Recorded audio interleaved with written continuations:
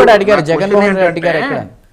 జగన్మోహన్ రెడ్డి గారు నిన్న జెండా వందనం ఎందుకు చేయలేదో మేడం గారిని అడుగుదాం అనుకున్నా, ఈ డిబేట్ కు వచ్చిన వైఎస్ఆర్సీ ప్రతినిధి కాబట్టి. చూడండి ఎక్కడ నివాసం చంద్రబాబు ఎక్కడున్నాడు, ఇంతకు ముందు కరోనా టైంలో ఏడున్నాడు, కరోనా టైంలో ఏడ జెండా ఎగరేసినాడు, ఈ రోజు తన నివాసంలో ఎగరేస్తున్నాడు జగన్మోహన్ రెడ్డి జెండా.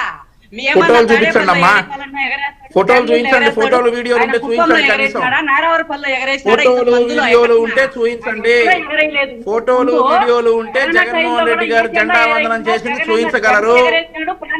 పిచ్చి మాటలొద్దు, పిచ్చి మాటలొద్దు, మీరు కొత్తగా వచ్చినట్టున్నారు.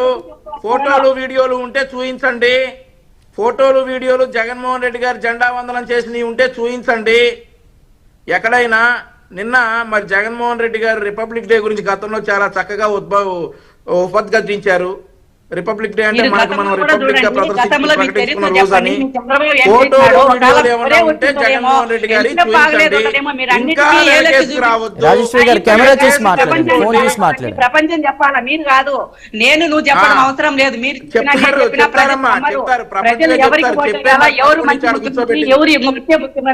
ప్రజలు తెలుసుకొని ప్రభుత్వం చేయాలి. ప్రపంచం చెప్పే 11 నుంచి కూర్చోబెట్టింది సార్. ఇవన్నీ కూడా వ్యర్థ కలాపాలు, అనవసరమైన డిస్కషన్స్ అవుతాయి, అనవసరమైన డిస్కషన్స్ అవుతాయి.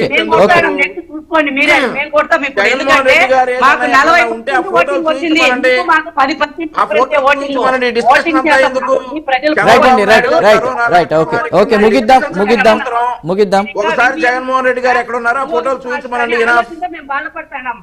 రైట్, ఓకే అండి, సమయం లేదు, ముగిద్దాం. గురం జయకృష్ణ గారు, బండారు వంశీకృష్ణ గారు, రాజేశ్వరి గారు అండ్ చింతా రాజశేఖర్ గారు అందరికీ కూడా హాట్ టాపిక్ లో జాయిన్ అయినందుకు